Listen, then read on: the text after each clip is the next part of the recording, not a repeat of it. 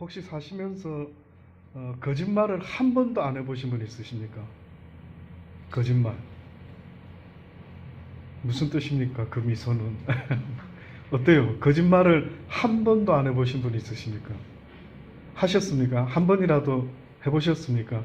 그러면은 왜 거짓말 하신 것 같습니까? 분명히 저는 국민학교 때 제가 다녔던 국민학교는요, 이 뒤쪽에 무엇이 붙어 있냐면 거푼, 교훈 이런 식의 게 두 개 붙어 있었어요. 그래서 그 거푼 가운데 기억나는 거푼이 뭐였느냐 하면 거짓말 하지 말자 이런 게 있었습니다. 특히 국민학교 때 계속 선생님이나 어머님, 아버님께 들었던 이야기 중에 거짓말은 나쁜 것이다. 거짓말하면 안 된다. 이렇게 계속해서 배워왔었죠. 그런데도 불구하고 지금 제가 여러분께 물어보지 않습니까? 혹시 사시면서 거짓말 한 번도 안 하셨습니까? 라고 물어봤을 때 했다라고 하면은요, 왜 하셨느냐 이거죠. 뜻밖에도 여러분 위로를 받으시기 바랍니다. 성경의 수많은 인물들이요, 의외로 한 번쯤은 다 거짓말을 했습니다. 특별히 성경에 보면 우리가 가장 잘 아는 아브라함이라고 하는 믿음의 조상이 있죠. 아브라함도 거짓말했습니다. 어느 때 거짓말했죠? 아브라함이 본토 친척 아비집을 떠나서 살기 시작했는데 어느 날 가뭄이 흉년이 와서, 그죠? 먹고 살려고 하다 보니까 어떤 일이 벌어졌느냐면 아내를 누이 동생이라 속이고 거짓말을 했던 적이 있었죠. 자기만 거짓말한 게 아니라 뭐라고까지 거짓말을 전가시켰습니까? 그의 아내에게 여보, 혹시나 누가 물어보면 내가 당신 오랍이라고 했으면 좋겠다. 이래야 당신도 살고 나도 사니까 우리 그렇게 거짓을 맞추자 했던 적이 있었죠. 뿐만 아니라 아브라함의 아들인 이삭도요, 똑같은 거짓말을 한 적이 있습니다. 또 뿐만 아니라 우리가 잘 아는 야곱이라는 사람, 그렇죠? 야곱은 어떤 거짓말을 했습니까? 형도 속이고, 그 다음에 아버지도 속이고, 그랬다가 자기도 속죠. 누구한테요? 삼촌 라반에게 또한 속습니다. 좀 위로가 되십니까? 와, 그러고 보니까 성경의 인물들이 거짓말 조금씩 다 했네. 그럼 나 옛날에 했던 거짓말 그럴 수도 있는 거구나. 이렇게 위로를 삼으실 수 있기를 바랍니다. 뜻밖에도 성경에 보면은 뿐만 아니라 게하시라고 하는 엘리사의 종도, 그죠? 거짓말도 했고, 또 보디발의 아내도 요셉에게 억울한 누명을 뒤집어 씌우는 거짓말을 했죠. 그럼 이제 제가 한번 더 여쭤보기를 바랍니다. 왜 이 성경의 위대한 인물들이 어떤 면에서는 흠도 없고 점도 없었어야 될 것 같은 이들이요, 거짓말을 한 거예요? 왜 거짓말을 했을까요? 너무 어려운 질문입니까? 왜 살면서 거짓말을 하게 되죠?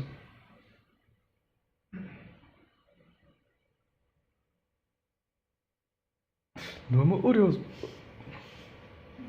왜 대답 안 하십니까? 반항하시는 겁니까? 왜 질문했는데, 목사가 질문을 했는데 왜 대답 안 합니까? 왜 거짓말 하게 되죠? 네? 잘못을 했을 경우에 감추고, 또 여러 가지 또 상황에서 거짓말 하게 되고 했죠. 근데 여러분, 제가 원하는 정답은요, 이 모든 것들의 궁극적인 원인이 뭡니까? 왜 감추려고 하고, 왜 어떤 상황에서 차마 선한 거짓말이니 뭐니 하면서 이렇게 하는데, 그 모든 궁극적인 그 거짓말의 최후 목적이 뭘까요? 네? 그렇죠. 결국은 자기의 유익을 위한 거짓말이 돼. 나의 유익을 위해서 거짓말하지, 나한테 유익이 하나도 없는데 혹시 거짓말하는 분이 있을까요?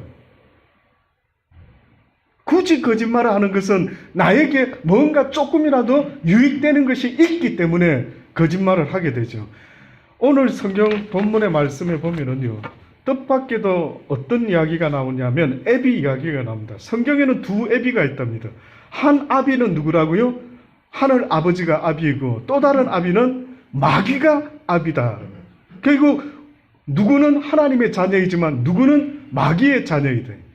얼핏 생각하면 목사님, 하나님께서 모든 인간을 지으셨는데 어떻게 마귀의 자녀가 있을 수가 있습니까? 라고 했는데, 성경이 말하는 진정한 의미의 아버지의 의미는요, 육적인 아버지를 말하는 게 아니고 영적인 아버지를 말해요. 그래서 성경은 이 아담과 하와를 창조하신 하나님의 이야기만 있는 게 아니고 어떤 이야기까지 있느냐면 하나님께서 진리로 그의 자녀를 만들었다라고 그렇게 말씀하고 있어요. 진리로. 그러면 조금 느낌이 와닿죠. 결국 성경이 말하는 거듭나라는 거, 아브라함의 자손이라는 거, 원래는 아담과 하와의 자손이어야 되는데 뜻밖에도 아브라함이 너희의 조상이다라고, 너희의 아버지다라고 그렇게 가르쳐 주고 있습니다. 그랬더니만 바리새인들이요, 예수님과 대화를 하는데 예수님이 하나님의 아들이라고, 아버지가 하나님이 나의 아버지라고 이렇게 이야기를 하는데 말귀를 못 알아듣는 겁니다. 답답해서, 너무 답답해서 예수님이 뭐라고 이야기합니까? 참 안타깝다. 하나님이 너희 아버지였으면 너희가 나를 사랑하였을 것이고 내가 하나님께로 온 것을 알 수 있을 터인데 내가 스스로 온 것이 아닌데 어찌하여 너희가 깨닫지를 못하느냐. 그랬을 때 그들은 이렇게 말하죠. 우리도 아브라함의 자손이다. 아브라함이 우리 아버지다.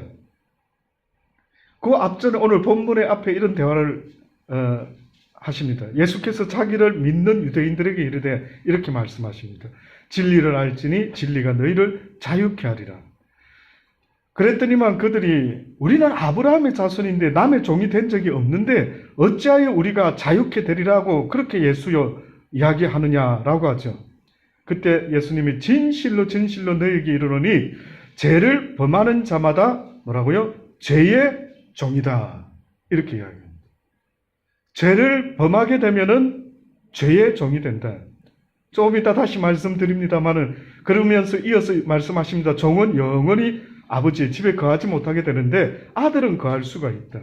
또다시 말하면 죄를 짓는 자들은 하나님의 아들이 될 수가 없다. 그러므로 아들이 너희를, 나 예수가 너희를 자유케 하면 너희가 참으로 자유하는 자가 될 것이요 죄로부터 자유함을 얻고 하나님의 나라에 함께 살 수가 있을 텐데 너희는 너희 아비에게서 들은 것을 행한다. 그랬더니만 또 뭐라고 말합니까? 우리 아버지는 아브라함이라 이렇게 또 말합니다. 그때 예수님이 너희가 아브라함의 자손이면 아브라함의 행사를 할 것이오늘 지금 하나님께 들은 진리를 너희에게 말한 나를 너희가 죽이려고 하는구나. 아브라함은 이렇게 하지 않았다. 너희는 너희 아비의 행사를 하는도다. 우리가 음란한 데서 나지 아니하였고 아버지는 한 분이시니 곧 하나님이시도다. 이렇게 계속해서 자기들은요 하나님의 아들이라고 하면서 예수 그리스도를 믿지 못했던 겁니다. 그러면 궁극적으로 사단이라고 하는 아비를 모시고 살아가는 자의 모습이 뭐냐면은 진리 되시는 예수 그리스도를 믿지 못하고 있는 것, 믿지 못하도록 방해하는 모든 짓거리는 누가 역사를 한다고요? 사단이 역사를 한대요. 사단의 역사를. 예수 그리스도를 믿을 수 있도록 만들어내는 사람이 있고 예수 그리스도를 믿지 못하게 걸림돌이 되는 사람이 있지 않습니까? 그것은 누구의 자식 역할을 하고 있다라고 말하느냐 하면 마귀의 자식 역할을 하고 있다라고 그렇게 말씀을 하는데도 못 알아듣는 겁니다. 그래서 예수님이 말씀하다가 그렇게 말씀합니다. 너희는 너희 아비 마귀에게서 났으니 너희 아비의 욕심을 너희도 행하고자 한다. 처음부터 살인한 자요. 그는 진리가 그 속에 없으므로 진리에 서지 못하고 거짓을 말할 때마다 제 것으로 말하나니 이는 저가 거짓말장이요 거짓의 아비가 되었대. 아담과 하와는 하나님이 창조한 인류 태초의 인간 맞죠? 근데 아담과 하와가 하나님 아버지를 섬기다가 중간에 어떻게 보면은 마귀의 자식이 되고 맙니다. 그게 무슨 말인가 봤더니만 그가 하나님의 아들이었으면 하나님의 말을 들을 것이요 순종했을 터인데 하나님이 따먹지 말한 선악과를 어떻게 합니까? 따먹게 됐죠. 근데 따먹을 때에 어떤 일이 벌어졌느냐 하면은 사단이라는 뱀을 통해서 사단이가 뭐라고 말을 하느냐 하면 너는 이 선악과를 따먹으면 결코 죽지 아니하리라. 거짓말을 한 거예요.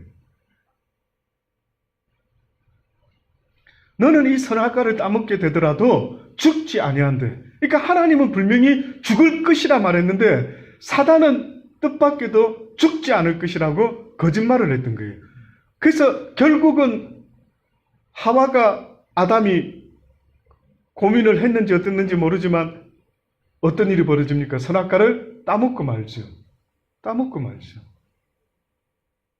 그럼 그 순간에 결국은 어떤 일이 벌어지고 맙니까? 하나님의 자녀가 결국은 사단의 자녀가 되고 말았던 겁니다. 그의 아들 가인이 있었습니다. 그의 아들 가인이 있었는데 어느 날 하나님께서 가인과 아벨에게 제사를 드리라. 너의 이 죄 때문에 제사를 나에게 드려야 된다라고 가르쳐 준 것 같아요. 근데 제사를 드리는데 아벨은 하나님이 기뻐하는 방법으로 제사를 드렸고요. 가인은 자기 원하는 대로 제사를 드렸습니다. 예배를 드렸습니다. 그랬더니만 하나님이 뭐라고 이야기합니까? 창세기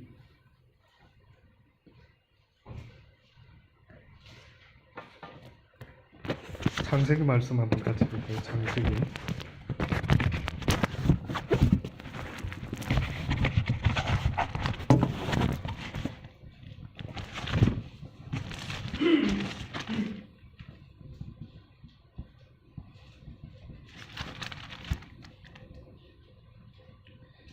4장 쪽에 있는 말씀입니다.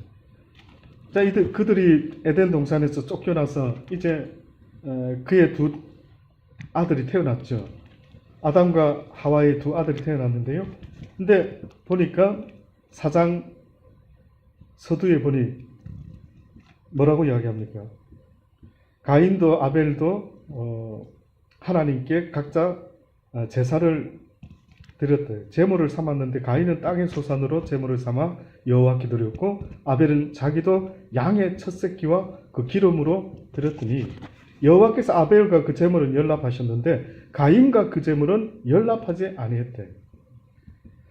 가인이 심히 분해합니다. 그래서 여호와께서 가인에게 물어보죠. 내가 분하여 함이 어쩌미르냐? 왜 네가 이렇게 화를 내고 안색이 바뀌었느냐? 그랬더니만 뭐라고 덧붙여 말씀하셨냐면 내가 선을 행하면 어찌 낯을 들지 못하느냐? 선을 행치 아니하면 죄가 문에 엎드리느니라.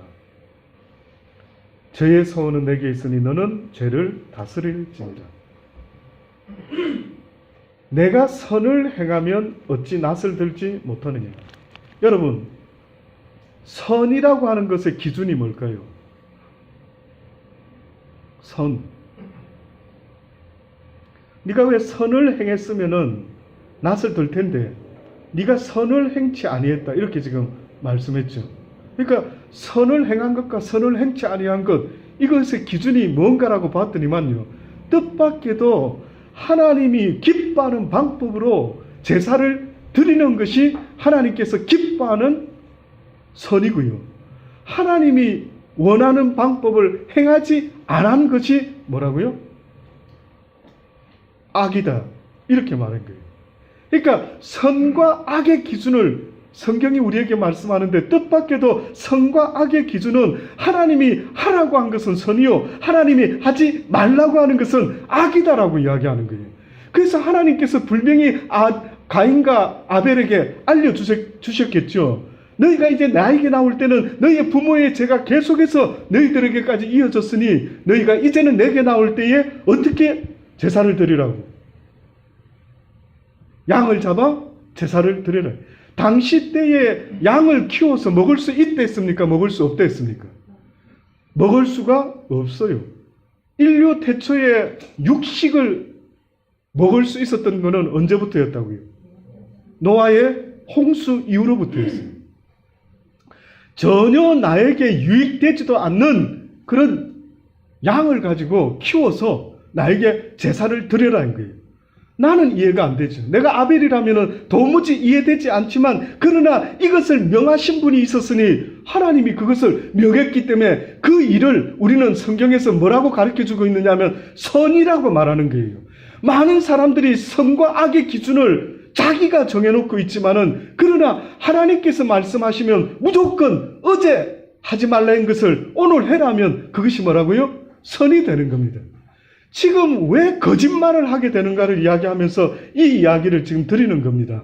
여러분, 어느 날 베드로가 정오에 기도를 옥상에 가서 기도를 하는데요. 하늘에서 보니 웬 보자기가 내려오는 거예요. 그래서 그 보자기 안에 보니까 더러운 짐승들이 다 있는데 하늘에서 들리는 소리가 뭐라고요? 이 짐승들을 잡아 먹어버리라.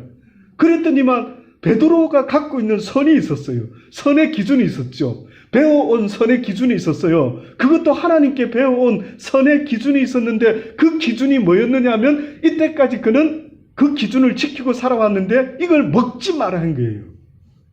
그 자기는 먹지 않고 살아왔는데 갑자기 어느 날 환상을 보는데 이걸 먹으라고 하나님이 그러시는 거예요. 그러니까 하나님 앞에 그가 이야기하는 겁니다. 나 먹지 마라 해서 안 먹는데요. 이랬더니만 뭐라고요? 먹지 마라 하는 이가 누구냐? 하나님이죠. 그 지금 먹으라 하는 이가 누구냐? 하나님입니다. 결국은 선의 기준이 뭐가 됩니까? 내가 배운 것이 선의 기준일까요? 그렇지 않으면 하나님의 말씀이 지금 현재 이 순간에 나에게 들려지는 여호와의 말씀이 선의 기준일까요? 여호와의 말씀인 거예요. 그래서 우리는 두 가지를 다 깨어 있어야 되는 겁니다. 기록된 성경의 말씀도 깨어 있어서 이 말씀을 열심히 배워야 되지만 날마다 주의 성령의 간섭함을 받을 수가 있어야 되는 거예요. 그래서 그런 겁니다. 그래서 우리가 신앙생활 할 때에 성경을 둘둘둘 외우고 성경을 아무리 잘 알고 지식적으로 충만하다 할지라도 결단코 하나님의 성령의 뜻을 쫓지 못하면은요, 이렇게 자기 기준의 선을 정해놓고 이거는 나쁜 일이야, 이거는 좋은 일이야, 저 인간은 나쁜 인간, 저 인간은 좋은 인간이야, 이렇게 자기가 날마다 정죄하고 판단하고 자기가 하나님이 되어서 살아가고 있는 거예요. 그래서 하나님 말씀하는 거는 도무지 판단하지 말라, 도무지 정죄하지 말아라. 내 나라에 오는 날까지 어느 인간도 너희가 함부로 판단하고 함부로 정죄해서는 안 된다라고 말했던 이유가 바로 거기에 있는 겁니다.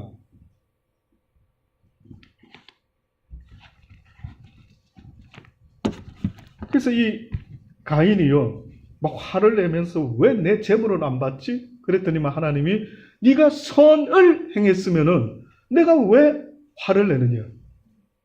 그러시면서 뭐라고 지금 중요한 이야기를 하셨는데, 내가 선을 행하면 어찌 낯을 들지 못하겠느냐? 선을 행치 아니하면 무엇이 발생된다고요? 죄가 문에 엎드리게 되고 죄의 소원은 내게 있게 되고 너는 죄를 다스릴지라. 이 말이 쉬운 것 같지만 어렵습니다. 이 말이 쉬운 것 같지만 어려운데 누가 혹시 한번 말씀해 볼래요? 이 설명 좀 해줘 볼래요? 이 주석 좀 한번 해줘 보십시오. 여기서 가장 똑똑한 분이 누구시죠? 저는 이 말이 너무 어려운 거예요. 여러분 쉽습니까? 내가 선을 행하면 어찌 낯을 들지 못하겠느냐? 또다시 말하면 가인이 낯을 안 들은 게 아니에요. 뻔뻔하게 낯을 들고 오히려 하나님께 내가 뭘 잘못했습니까? 이렇게 뻔뻔하게 낯을 들은 놈이에요. 그런데 지금 여기서 내가 선을 행했으면 어찌 낯을 들지 못하겠느냐? 이 뜻은요, 네가 선을 행했다고 한다면은 어찌하여 화를 내고 있느냐? 이렇게 말하는 거예요. 왜 분노하고 있느냐? 왜 낯을 들지 못하고 있느냐? 왜 정상적인 모습을 가지고 있지 못하고 네가 분노하며 화를 내고 있으니 어찌하면 좋느냐? 그러시면서 선을 행치 아니하면 어떻게 된다고요? 죄가 문에 엎드리게 된대. 결국은 저와 여러분이요, 죄 짓지 않으려고 한다면 어떻게 해야 되는 것을 말씀하고 있는 거예요. 내가 죄 짓고 싶지 않으면 어떻게 해야 된다고요? 선을 행하는 자가 되어야 된다. 중간지대가 없어요. 안타깝게도. 우리 인간이라는 존재는요, 중간지대가 없답니다. 그래서 내가 죄 안 짓고 그렇다고 나쁜 짓도 안 짓고 선하게 살아야지 이렇게 착각하고 앉아 있는데, 하나님의 선과 악의 기준은요, 네가 죄인이다라고 말하는 기준은 뜻밖에도 나쁜 짓 안 한 것이 죄인의 기준이 아니고, 뜻밖에도 하나님의 선한 명령에 순종하지 않은 것이 바로 죄의 기준이 된대.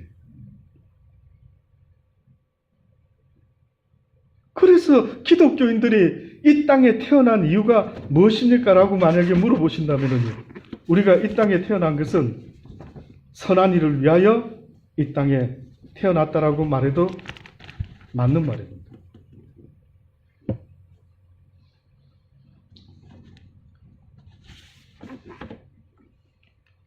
죄의 소원이 내게 있게 된대. 선을 행치 아니하게 되면 죄의 소원이 저 테이블 위에 저쪽 탁구대 위에 있게 된다, 이렇게 말을 해도 되는데, 갑자기 죄가 원하는 소원이 저 탁구대 위에 있게 된다라고 말하고 있는 게 아니라 죄의 소원이 네 마음속에 생기게 된대. 그러니까 죄라는 놈이 소원을 두는데 어디다 두느냐 하면 네 마음에다가 둔다. 이게 이해되십니까? 이게 이해가 돼야 되는데, 죄라는 놈이 있어요. 이 사단이라는 놈이 있어요. 근데 하나님의 선한 뜻을 쫓지 않으면 이 사단이라는 놈이 어떤 역할을 하느냐 봤더니만, 하나님이 싫어하는 사단의 소원이 내 속에 머물게 된다라고, 그렇게 지금 말하는 거예요. 결국은 사단의 소원은 여러분 나쁜 게 아니에요. 사단의 템테이션은 나쁜 게 아니었어요. 하와가 선악과를 따먹게 되었을 때 분명히 사단이가 꼬셨죠. 근데 어떻게 꼬셨는 줄 아십니까? 어떻게 꼬셨는 줄 아십니까? 너 이거 먹으면 있잖아, 큰일 나, 죽어, 이렇게 꼬신 게 아니고, 너 이거 먹으면 한마디로 말하면 무엇과 같이 된다고요? 하나님과 같이 된다 했어요. 그러니 결국은 선악과를 따먹은 그 이유가, 그 거짓말은 뭐냐면요, 너를 위해서 그 선악과를 따먹으라라 라고 미혹을 한 겁니다. 그러니 오늘 이 시대에도 사단은 부지런히 우리에게 미혹하는 것이 있는데, 그 미혹의 핵심은 뭐냐면 너를 위해서 살아라는 거예요. 너를 위해서. 그러니까 다 넘어가는 거예요. 그러니까 사람들이 나를 위해서, 너를 위해서 살아라고 하니까 이게 얼마나 듣기 좋은 이야기입니까? 너부터 먹고 살아야지, 너부터. 그러니 모든 인간들이 자기를 먼저 생각하니까 어떤 일이 벌어집니까? 누가 나의 유익을 뺏어가는 놈이 나타나면은 용서하지 않게 되는, 전쟁까지 불사하고 살인까지 불사하게 되는 거예요. 인류가 망하고 있는 것, 사랑이 없어지고 인류가 변질되는 근본적인 사단의 거짓말이 있다면 그것은 바로 너를 위해서 살아라, 너를 위해서 모든 것을 행하라고 지금도 우리에게 속삭이고 있는 겁니다. 그래서 언젠가 말씀 늘 드리지 않습니까? 노아 시대 때에 그 어린아이로부터 어른에 이르기까지 모두 어렸을 때부터 마음에 생각하는, 계획하는 것이 다 심히 악하더라라고 그렇게 말했어요. 도대체 어린아이가 어렸을 때부터 무슨 생각을 그렇게 악하게 했을까라고 봤더니, 어렸을 때부터 우리도 아이들을 키우면서 보면 깜짝 놀라는 게 뭡니까? 자기 거 챙긴다. 자기 거. 본능적으로 자기를 위하는 그 본능이 당연한 것 같아 보이지만 하나님의 사랑 이야기는 그게 아닌 것입니다. 하나님은 원수까지라도 사랑해라라고 말하는 그 하나님의 사랑을 사람들이 알게 되었다면요, 결국은 예수님과 스데반 집사가 우리에게 보여줬던 것처럼 자기를 돌로 찌르고 십자가에 매달아 죽이는 그들을 향해서 뭐라고 말합니까? 저들의 죄를 용서해달라고. 저들이 하는 일은 저들이 알지 못하고 해나가는 것이니 아버지 용서하여 주시옵소서라고 그렇게 말했던 겁니다. 그 한 사람이 필요한 겁니다. 이 땅에, 이 시드니 땅에 그 한 사람만 있어준다면 하나님의 그 놀라운 사랑이 모든 것을 이기게 되는 겁니다.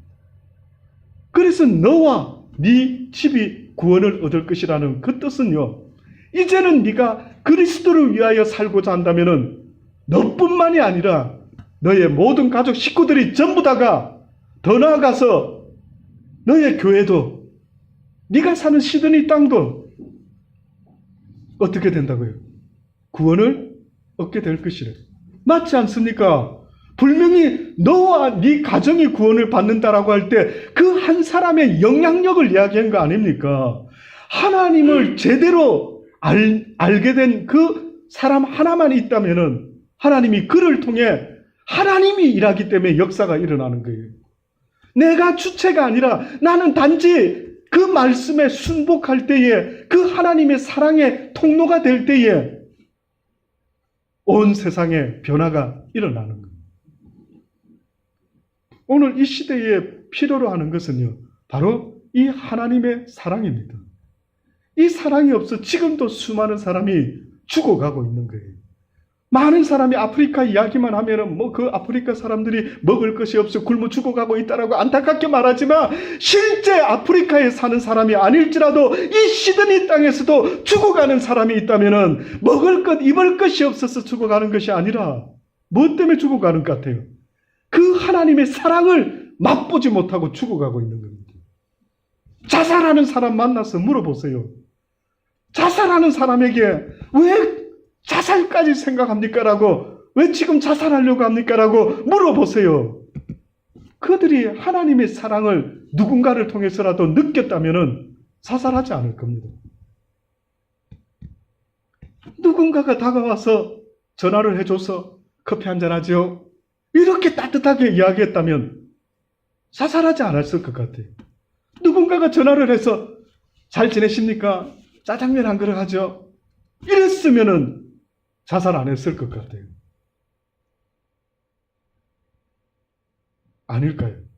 너무 바빠서, 나도 내일 하는 것만 해도 돈 버는 일이 너무 바빠서, 그거는 결국은 하나님의 앞에 섰을 때에 하나님이 너는 어떻게 살다가, 이 땅에서 어떻게 살다가 내가 너에게 준 이 생명을 가지고 무엇하며 살다가 왔느냐 물어보실 때, 하나님이 원하는 아름다운 생명의 선한 삶이라고 하는 것은 바로 사랑인 거예요.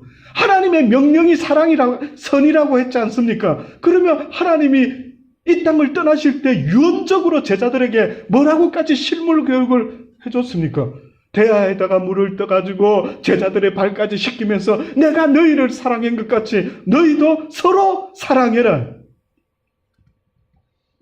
이렇게까지 가르쳐줬죠. 그러면 행해야 되는 게 선이다. 내가 너희들을 지은 이유가 있다면 바로 이 선한 일을 하게 하기 위함이다. 예레미야 17장 9절로부터 보면은 만물보다 거짓되고 심히 부패한 것은 마음이라. 누가 너희 이를 알리오마는 나 여호와는 심장을 살피며 폐부를 시험하고 각각 그 행위와 그 행실대로 보응하나니, 불의로 치부하는 자는 자고새가 낳지 아니한 알을 품는 것과 같아서 그 중년에 그것이 떠나가겠고 필경은 어리석은 자가 될 거라. 지금 성경에서 말씀하는 만물보다 거짓되고 심히 부패한 것이 있는데 그것은 바로 사람의 마음이다.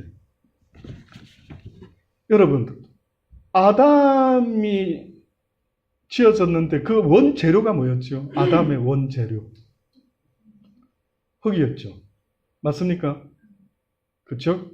근데 혹시 아담이 죄짓고 나서 벌을 받는데 어떤 벌을 받는지 기억하고 계시죠?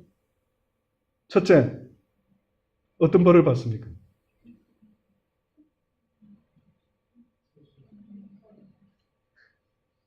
아는 척 입만 이렇게 저는 저분 아시나 이랬는데 진짜 알고 하시는 겁니까? 그러니까 죄를 짓고 나니까 아담에게 하나님이 뭐라고 말씀합니까? 이제 너는 먹고 살아야 되는데 어떻게 해야 먹고 산다고요? 땅을 엄청 기경해야 먹고 산대. 땀에 막 땀을 흘려야 막 처자식을 먹여 살리게 된다. 그러면 열심히 일한 대가만큼 얻으면 좋은데 뭐라고 이야기했느냐면 땅은 너에게 뭘 내게 된다고. 가시덤불과 엉겅퀴. 가시덤불과 엉겅퀴를 내게 될 것이다. 그러니까 땅이 저주를 받았어요. 누구 때문에? 아담 때문에. 근데 땅이, 흙이 저주를 받았죠. 흙이. 자, 그러면 한번 좀 생각 좀 해보실래요?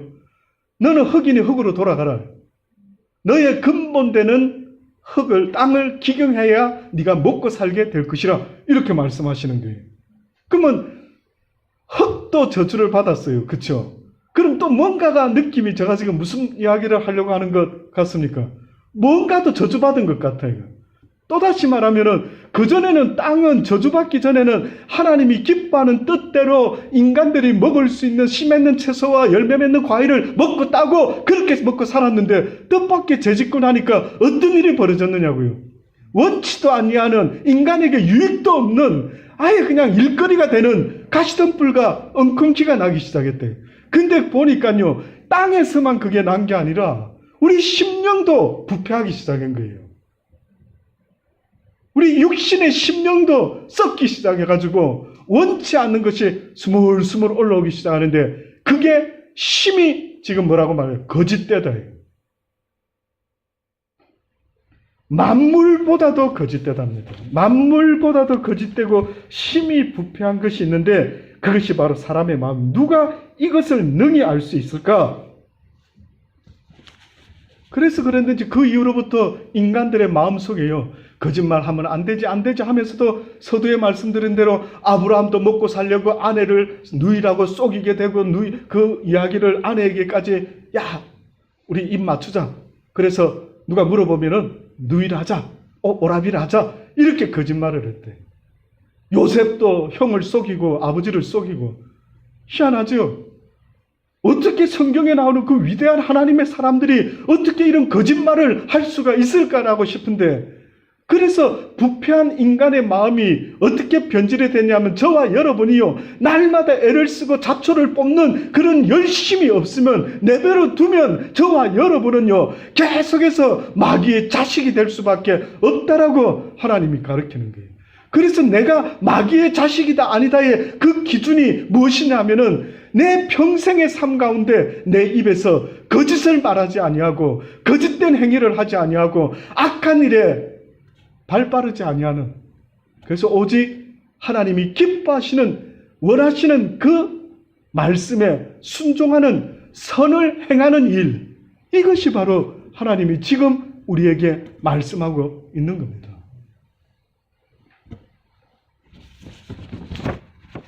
저는 끝으로요 이것이 저와 여러분의 어떤 기도가 되었으면 좋겠어요. 어떤 것이냐면 시편 51장입니다. 다윗이 밧세바라고 하는 자기 충신의 아내를 취하고 나가지고 선지자에게 질책을 당하죠. 네가 어찌하여 하나밖에 없는 그 누군가의 아내를 그렇게 빼앗아서 그 짓을 했느냐. 다윗도 그렇게 악한 짓을 거짓된 짓을 했는데 그가 살 수 있었던 것은 회개였습니다. 회개였습니다. 그래서 육이 있는 한은 죄짓지 않는 걸 하나님이 기대하시는 것보다 저는 오히려요. 하나님이 우리에게 기대하시는 것은 죄짓지 않고 거짓말 안 하는 것보다 회개를 더 눈여겨보시는 것 같아요. 회개를 더 중요하게 보는 것. 그러니까 나 목사님 저는 이제부터 절대 거짓말 하지 않고요. 절대 막 이러는데 그것도 중요하지만 하나님은 그 말은 그래 기대 안 한대. 네가 안 하고 싶겠지만 네 이 타락한 흙덩어리에서는 계속 가시던 불과 엉겅퀴가 자라게 될 것이래.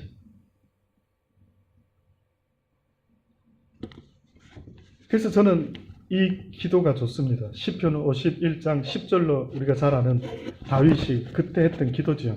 하나님이여 내 속에 정한 마음을 창조하시고 내 안에 뭐라고요? 정직한 영을 새롭게 하소서.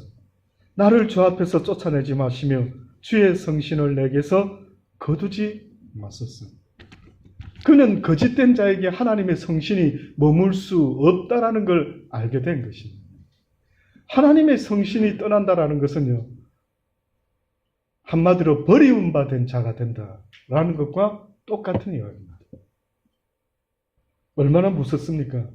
하나님께 버림받으니 주의 구원의 즐거움을 내게 어떻게 해요? 회복시켜달라. 의외로 다윗이 죄짓고 나서 원했던 간절한 소원은요, 무엇을 많이 주세요, 뭐 어떻게 해달라 이런 게 아니고 내 심령 속에 구원의 무엇을 회복시켜달라. 구원의 기쁨을 회복시켜달라. 여러분 그런 기도 해본 적이 있습니까 혹시? 해봤습니까?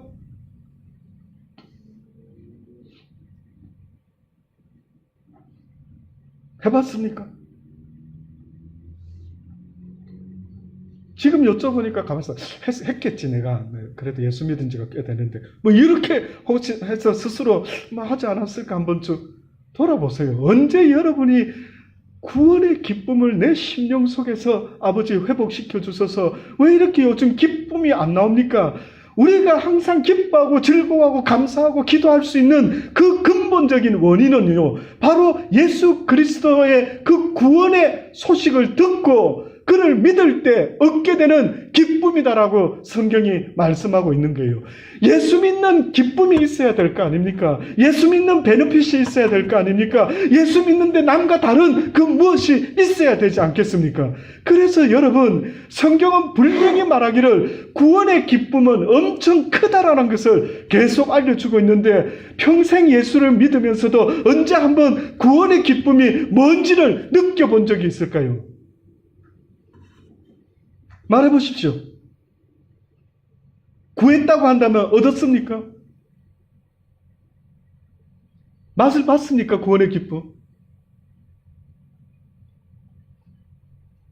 진짜입니까? 약간 긍정적인 구원의 기쁨은 어떤 맛이던가요? 뭐 혹시 스시 먹을 때 맛?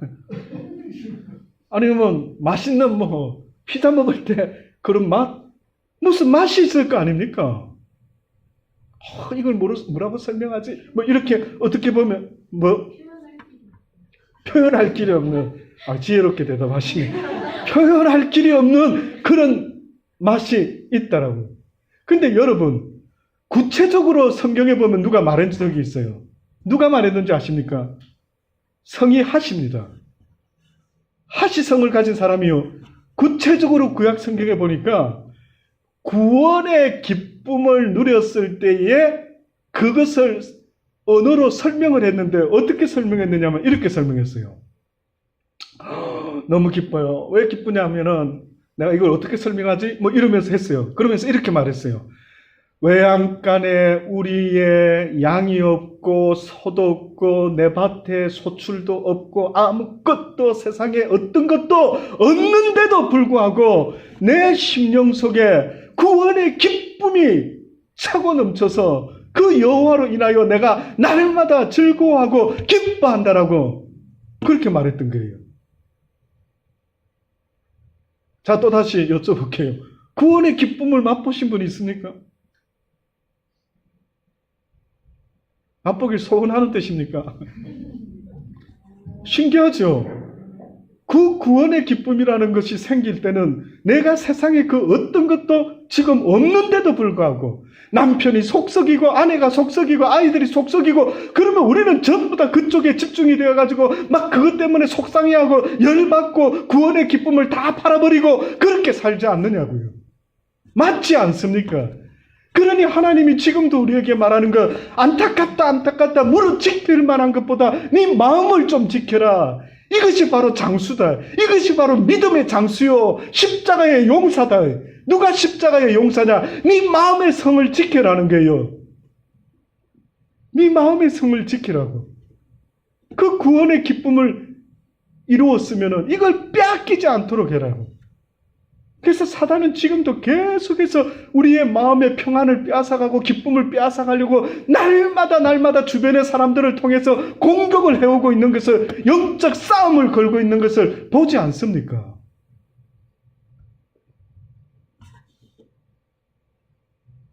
그러니 이 다윗과 같이 위대한 하나님의 사람의 이 차이가, 우리와의 차이가 바로 이런 것입니다. 제발 정직한 영을 새롭게 해주시고 나를 주님 앞에서 쫓아내지 마옵소서. 주님의 성신을 내게서 거두지 마소서. 그 기쁨을 내게 거두지 마소서. 주의 구원의 그 즐거움을 내게 회복시켜라.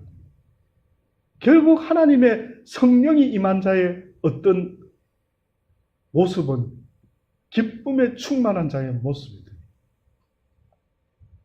그런 면에서 저도 굉장히 약한 것 같아요. 아무리 저도 미소 짓고 있어도 어떤 옛날에는 전도사 때 기분 나쁜 일이 있으십니까? 이렇게 물어보는 경우가 있어가지고 제가 유머 책을 막 사가지고 읽어보고 내 표정에 문제가 있는가? 이런 생각까지 하면서 몸부림을 쳤던 적이 있습니다. 그 구원이요. 진짜로 기쁘면 숨길 수 없다 그러죠. 여러분이 누굴 사랑하면 그 마음을 어떻게 숨길 수가 없다 그러죠. 옆에 한번 보세요. 어떤 얼굴인가? 냉정하게 옆에 사람들이 말해줘야 됩니다. 자기를 모르고 있는 거예요. 자기를. 그렇죠?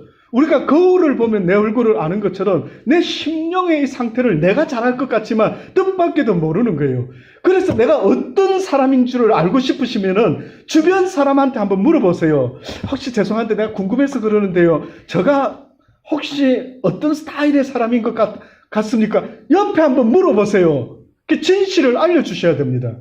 그냥 좋은 게 좋아서 그냥 예, 참 인상 좋으십니다 하고 형제님, 자매님, 그리스도 이름으로 사랑합니다. 그런 이야기 말고요. 실제로 내가 다른 사람에게 어떻게 비춰지는지를 한번 물어보고 싶은 거예요. 왜? 하나님도 보고 계실 거 아닙니까? 내 마음과 생각의 모든 중심을 여호와 하나님께서 보고 있다라고 하지 않습니까?